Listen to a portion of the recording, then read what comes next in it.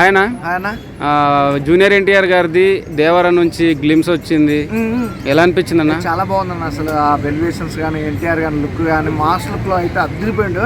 నిజంగా ఎన్టీఆర్ ఫ్యాన్స్ కి అయితే పండుగ అనుకోవచ్చు. చాలా అంటే చాలా బాగుంది. అసలు ఆ కత్తి వాడడం కానీ అదంతా చాలా బాగుంది. వెల్యుయేషన్ అయితే చాలా బాగా ఇచ్చారు.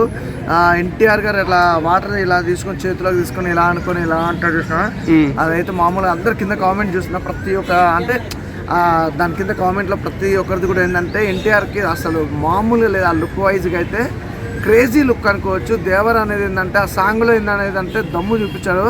కొరటాల శివ గారా కథ మామూలు వేరే లెవెల్ పోయా. నాకైతే ఆ గ్లిమ్స్ గిట్లా చూసినప్పుడు అయితే ఫ్యాన్స్ అయితే పండగ చేసుకున్నా.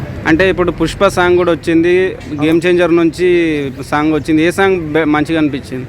నాకైతే ఫస్ట్ ఆఫ్ ఆల్ అయితే నాకు గ్లిమ్స్ దేవర్దే నచ్చినాయి. పుష్ప 2లో సాంగ్ అంటే అంత అనిపించలే, కానీ అంటే అది ఇన్న కొద్దిగా ఇంట్రెస్ట్ వస్తుంది.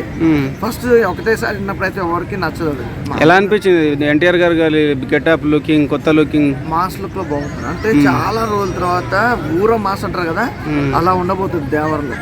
అంటే ఇప్పుడు మనం చేసిన కాడికి ప్రతి సినిమా చూసుకున్న నాన్నకు ప్రేమతో కానీ ప్రతిది కూడా కొద్దిగా క్లాస్ అనేది వెళ్ళిపోయిండు. ఇదైతే ఊర మాస్ మొత్తం. అది కూడా నాకు తెలిసే కాడికైతే ఆ గ్లిమ్స్ చూసినప్పుడు ఒక విలేజ్ బ్యాక్గ్రౌండ్ లో జరుగుతుంది సినిమా అన్నట్టు అనిపించింది నాకైతే.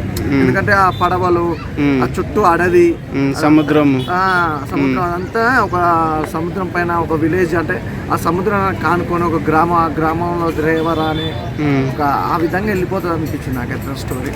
మంచి బ్లాక్ బస్టర్ పడుద్ది అంటారు ఎన్టీఆర్ గారికి ఖచ్చితంగా. ఎందుకంటే ఆ గ్లిమ్స్ చూసినప్పుడే అర్థమైపోయింది కొరటాల శివ ఎలా చూపించబోతుంది. RRR మించి ఉండబోతుందా? RRR చెప్పకలే బ్రదర్. రాజమౌళి కొరటాల శివ చెప్పారు. ఈ రేంజ్ దగ్గర ఆలోచిస్తారు కానీ మంచి బ్లాక్ బస్టర్ అయితే కొడతారు NTR. Okay bro, thank you.